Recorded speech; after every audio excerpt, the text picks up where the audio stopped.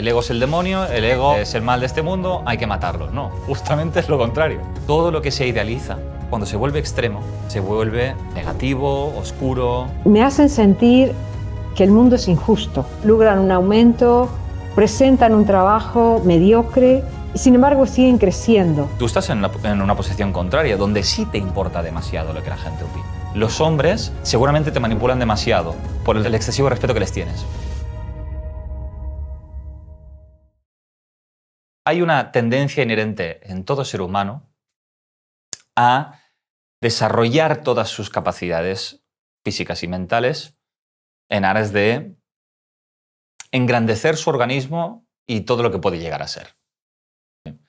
Algo parecido defendía Maslow, ¿no? con su pirámide, también apuntando a la autorrealización, igual que Jung, que hablaba de la plenitud psicológica como fin último del ser humano, ¿no? La plenitud en tanto yo puedo llegar a ser o puedo llegar a representar todo el espectro de mi ser y todos los atributos psicológicos, ¿no? Partimos de una esfera en la que por determinadas contingencias y determinadas relaciones tenemos que ir eligiendo qué mostramos y qué reprimimos, ¿sí? Y el juego del autoconocimiento es entender qué idealizo y qué reprimo, qué meto como máscara y qué meto en la sombra, y por qué se da esta distribución. ¿Sí? Y una vez entiendo eso, tratar de meter más cosas de la sombra en mi ego o mi identidad habitual. Ampliar el ego, no erradicarlo, es muy distinto, porque dentro de la esfera espiritual el ego es el demonio, el ego es el mal de este mundo, hay que matarlo. No, hay que ensancharlo, justamente es lo contrario. O sea, hay que hacerlo tan grande de forma que no pueda diferenciarse de nuestra esencia verdadera. ¿Sí? Que personaje y persona se asemejen, pero personaje tiene que haber siempre. Lo que pasa que molaría mucho más que ese personaje, esa máscara, sea flexible, adaptable y representativa de lo que somos. Entonces, tenemos esa tendencia a la realización. Es inevitable. Y además es una experiencia muy humana que siempre vamos a tratar de ser mejores en aquello que nos proponemos. ¿Sí? Pero además, hay otra cualidad del ser humano innata en nosotros, según Rogers, que es una capacidad que nos permite, centrándonos en las sensaciones de nuestro cuerpo y de nuestro organismo, nos permite diferenciar aquellas situaciones y experiencias que son positivas para nosotros, ¿vale? ¿Por qué? Porque precisamente nos permiten mantener y engrandecer nuestra vida, favorecen esa realización, y otras experiencias que menoscaban, entorpecen o impiden esa progresión. Como si tuviéramos un termómetro, ¿no? O una brújula o una forma de detectar si esta situación nos favorece o no. ¿Vale? La vocecita interior. ¿Sí? Hago este breve corte para comunicarte que desde Enric Corbera Institute enseñamos un método que ha revolucionado el mundo de la salud emocional. La bineuromoción acompaña a las personas a desarrollar la autoconciencia y a liberarse de los patrones inconscientes que limitan su libertad emocional y afectan su salud. Si quieres aprender este método y aplicarlo a nivel personal o a nivel profesional, te dejamos el link en la descripción. Muchas gracias. Pero luego, claro está, la energía contrapuesta, porque ya sabéis que este mundo va por polaridades, ¿eh? Y la parte, o digamos la condición también innata, pero en parte adquirida, que complementa esta, es que también desarrollamos una necesidad de que seamos considerados positivamente por los demás y también por nosotros mismos. Una buena autoconsideración. ¿Cómo identificamos eso? Pues cómo responde papá y mamá frente a lo que somos. Ahí vamos constituyendo ese ego que permite movernos por el mundo de las relaciones sociales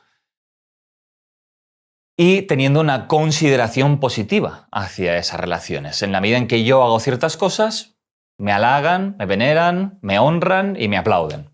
Al punto de que esta necesidad de consideración positiva, es tan adictiva La necesitamos tanto que se vuelve la necesidad más potente, incluso por encima de lo que es la valoración organísmica o ese sentimiento innato orgánico de si esto nos conviene o no. Cuando la necesidad de dicho amor se vuelve dominante, las personas empiezan a guiar su conducta por la probabilidad de recibir amor. ¿Sí? Algunos ejemplos. Pues el típico niño que aprende a no enfadarse, por ejemplo. ¿Sí? Esto es un clásico. ¿Sí? Tiene una valoración organísmica, una valoración corporal de esto que está sucediendo me duele y necesito expresar rabia. Pero luego la consideración positiva, esto es como una especie de pelea entre la cabeza y el cuerpo. ¿Sí? Si tuviéramos que ubicarlo visualmente, el ego estaría aquí, ¿no? Y la valoración organísmica casi que estaría un poco pues, por las vísceras. ¿Eh? Pero que no hay esa separación. O sea, esto no sé qué autor ponía esta analogía de que a veces nos sentimos como un hombre montando un caballo, ¿no? Como si la cabeza fuera el hombre y el caballo fuera el cuerpo y fueran cosas completamente distintas. Y para nada es así. Entonces el niño dice, oye, mira, esto que está pasando me enfada mucho, pero como yo soy un niño bueno y no puedo enfadarme, porque si me enfado, decepciono o pierdo afecto, entonces reprimo el enfado. ¿Sí? Ese es el resultado. La consideración de los demás se vuelve autoconsideración. Yo también me valoro por cómo me valoran. ¿Eh?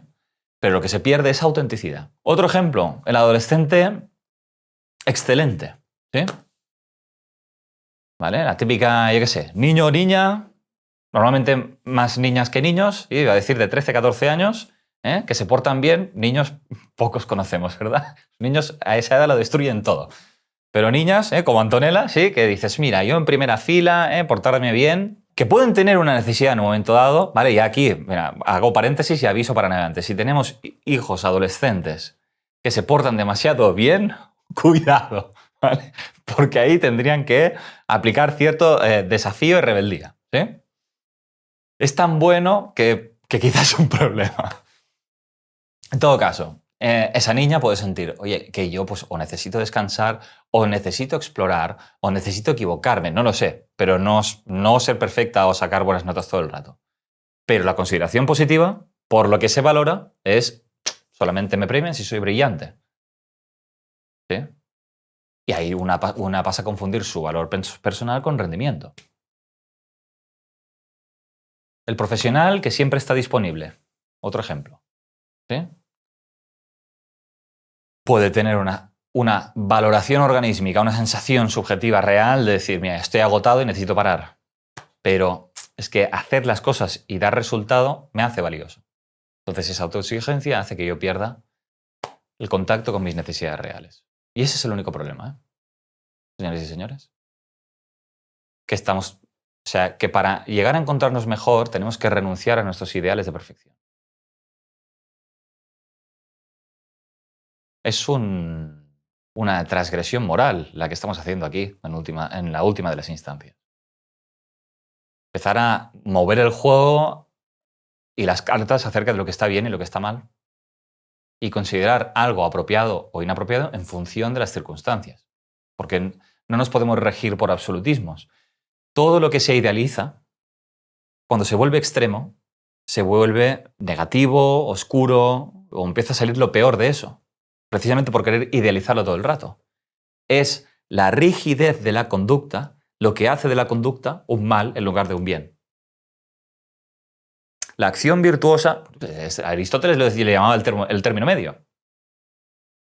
El término medio no es que haya una forma concreta de ahora estoy actuando desde el Tao, desde el medio. No, o sea, tú lo que haces es oscilar. Heráclito de Éfeso decía nada en exceso. En la dosis está el veneno. Sí, está escrito por todos lados. Está escrito por todos lados. Que el problema es cuando de todo lo que podemos ser decimos esto solo. Nos quedamos con todo lo bueno. O sea, nos negamos todo lo bueno que hemos quitado de la ecuación y lo que representamos nos quedamos con lo negativo de eso. Lo positivo también se pierde. Dicho todo esto, ¿vale? Después de esta chapa que os he pegado, abro turno de palabra para dos objetivos. Uno, resolución de preguntas o dudas que tengáis. Y la otra, posibilidad de trabajar sobre un conflicto interpersonal o sobre una situación de estrés que tengáis para ya empezar a poner en práctica todo esto que estamos hablando. Gracias, David. ¿Tú tienes alguna situación en mente con alguien que te moleste, ¿no? Yo qué sé, o que esa perturbación emocional que hablábamos, ¿no? ¿Cómo se traduce a nivel interpersonal? Dices, pues mira, sí, con tal persona o con quien sea, hoy en día. Relacionado al trabajo, con Vale. varios de mis compañeros de trabajo. Vale. De esos varios, ¿hay alguno que más? Un par de ellos que más. Vale. ¿De ese par están a la par o hay alguno de este sobre todo, fulanito que, o más o menos igual? Por centrarlo, Bueno, pero si no los dos me podemos elegir uno de los. Igual son iguales, ok, las dos son iguales. Bueno, quizás es una situación en la que intervienen los dos o las dos. ¿Sí? Ok, fine. Entonces ¿Son hombres o mujeres, por aclarar? Uno es un hombre y otro es una mujer. Vale. Pero mayormente son mujeres. Vale, pues bueno, tenemos ahí hombre y mujer. ¿Y cuál es, antes de entrar a una escena, el problema que sucede con ellos? Por entenderlo, ¿eh? Como si tuvieras que poner un titular.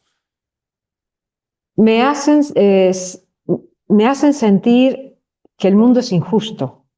Vale, pero ¿qué hacen para que te hagan sentir eso?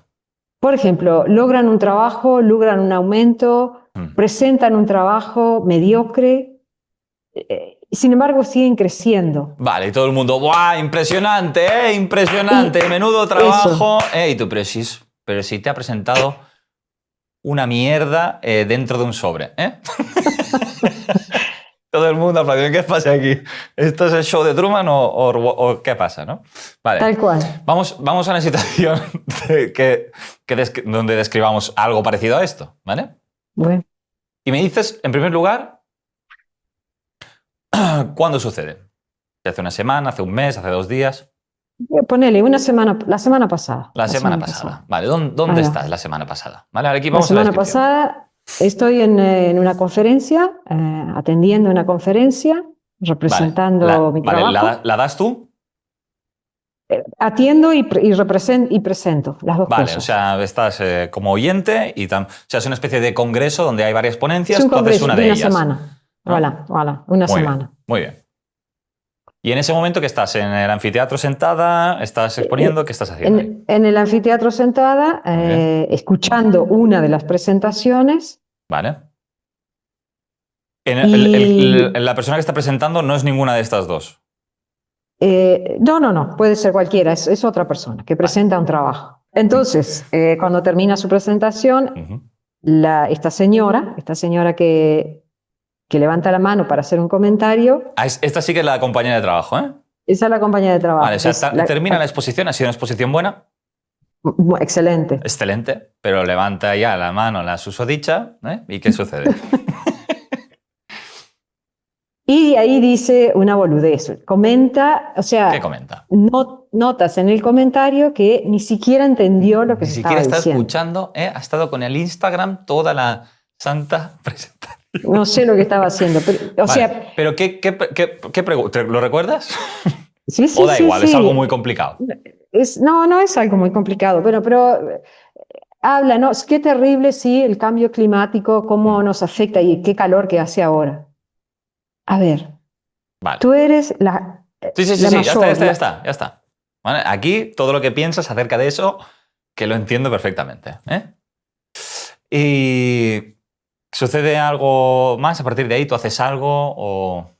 No, yo simplemente me enojo, me caliento, no hablo más. Lo tenemos ahí, ¿vale? Ahí cerramos la descripción. Correcto. Ahí cerramos la descripción de la situación descrita, que evidentemente la persona que sostiene el trabajo, vamos a llamar psicoeducativo, es la mujer esta, que hace un comentario más apropiado del mundo. Entonces, aquí podemos inferir de esa persona varias cosas, ¿vale? Evidentemente, voy a tratar de hacerlo lo más didáctico posible. el juicio hacia esa persona de no ha estado escuchando, mira qué comentario más absurdo, menuda boludez, es subnormal, todo lo que queráis meter en el saco. Lo que hace es invisibilizar algo que sí podríamos extraer de positivo que representa esa mujer, ¿vale? Por ejemplo, ¿vale? La primera, yo voy a soltar varias, ¿vale? Pero una podría ser cierto afán de protagonismo, que puede ser una de las cosas que le caracterizan, ¿no? Que da igual lo que se esté hablando, que lo importante es dar la nota. Un afán de protagonismo, ¿no? Que no tiene ningún reparo en tener cierta visibilidad o recibir atención. ¿Entiendes por dónde van los tiros, ¿no? Es decir, puede haber cierto carácter en ella, como una especie de desparpajo, como una especie de forma de desenvolverse, que le importa poco juicios, opiniones ajenas, qué van a decir, qué van a pensar, le da igual, lo hace y punto. ¿Estás de acuerdo? Bien, no también. ¿Entendéis? Aquí Ignatius Farray, un comediante, diría sudapollismo, que te da igual. Te da igual. Ríete, no pasa nada. Estamos para eso también. Te da igual, ¿no? Entonces, todo esto sería rescatable y podríamos verlo si no fuera por el juicio que lo invisibiliza, ¿entendéis? Ahora, esto también me permite entender que tú estás en una posición contraria, donde sí te importa demasiado lo que la gente opine. De hecho, estás tanto en el perfeccionismo y en el cálculo que a veces te desconectas de la gente, de lo que está pasando, de lo que pueden sentir y de lo que puedes sentir tú. ¿Entiendes? Hay una desconexión.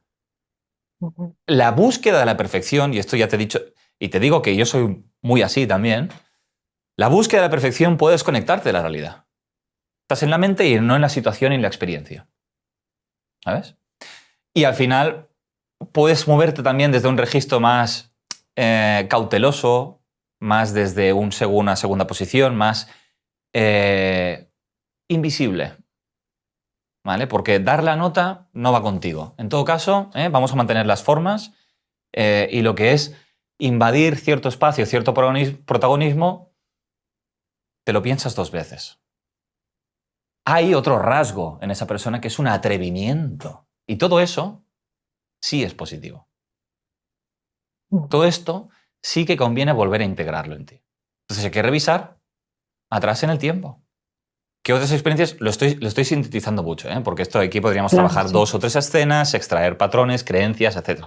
Pero lo estoy simplificando y yéndome directamente a la infancia para ver ahí qué ambiente emocional tú podías vivir de forma reiterada, ¿sí? Que alimenta este rol y no otro, ¿vale? Por ejemplo, un esquema familiar muy habitual que se traduce en un carácter de este tipo es el vacío funcional de alguno de los 2 adultos que no lleva a cabo las responsabilidades que debería y por lo tanto yo tengo que crecer demasiado rápido para asumir esas responsabilidades que quedan en tierra de nadie. Esa suele ser un ambiente que favorece. Un ambiente. ¿Vale? No sé si va contigo. Si señalando esto dices, pues puede ser. ¿Sí? ¿Era más con mamá, con papá, con los 2? ¿Qué recuerdas ahí? Es más con el padre. ¿Vale? ¿Qué sucede? Más. ¿Qué recuerdas? Ahora aquí vamos, por ejemplo, si quieres, primero podemos hacer un esbozo genérico de entender qué pasaba con el padre, ¿vale? Y luego iremos a una escena. ¿Qué pasaba? No, mi padre trabajaba todo el día, era muy sumiso. Mi madre era la que controlaba todo, él simplemente trabajaba, traía el dinero y ya está. O sea, jamás había mucha violencia, ¿no? Mucha violencia incluso física y él Correcto. jamás puso límite a eso. Bien, entonces fíjate que tú, con tu corrección y con tu cautela, ¿vale? Lo que estás tratando, en el fondo, es de honrar a ese señor. Yeah. Y hay una vinculación inconsciente entre tu madre y esa señora, esa compañera, que toman las riendas del asunto de forma que estropean las cosas, ¿entiendes? Toman la voz cantante de los asuntos cuando no tienen la más remota idea de cómo se hacen las cosas. Y estropean aquello que está haciendo bien. Curiosamente, el ponente ¿era una señora o un señor? Porque si es un señor ya me cago. ¿Eh? ¿Era un señor? Un señor, Era un señor, vale. Pues entonces ya tenemos todas las piezas. Tenemos al señor, que se esfuerza, como papá trabajando, mira cómo se le ha currado, mira tal. Y luego viene la señora que no valora un carajo, que lo ningunea, que lo pisotea. Tú estás viendo ese panorama ahí. Estás viendo lo mismo. ¿Estás viendo ¿Y cómo papá? se hace? Escúchame, estás viendo papá. Y una admiración que te sale, y estás viendo a mamá entorpecer ese vínculo y destruyéndolo, y destruyendo a ese señor, ¿vale? El cómo es el siguiente. ¿Qué has idealizado? O sea, te has puesto en un posicionamiento donde la necesidad de venerar al hombre te está trayendo consecuencias. Eso también lo hemos hablado antes. Y lo que tú tienes que incorporar es un poco de esa actitud de esa señora, cierto grado de función sana, porque al final los hombres seguramente te manipulan demasiado por el excesivo respeto que les tienes. ¿Me entiendes, cariño? Por querer ponerlos en un altar, te pones en sometimiento, en lugar de tener una relación de coexistencia o de retroalimentación. Y tu cuerpo, que me dice que es así, ¿dónde iríamos a trabajar ahora? En donde he dicho al principio, queridos y queridas. ¿Estás casada? Juntada. Juntada. Sí. Pues ahí tenemos un área, ¿entiendes? Donde tú te puedes sentir invisibilizada, te puedes sentir no reconocida, te puedes sentir, ¿entiendes? Con una serie de vacíos, esperando que... Fíjate, pues el pensamiento de la niña es, si yo realmente valoro a este hombre, a este señor, esa valoración regresará a mí. Y eso no pasa. Lo que nos termina trayendo la vida, nos empuja a llegar a la conclusión de que la única persona que tiene que valorarse es uno mismo, como hace esa Santísima Madre.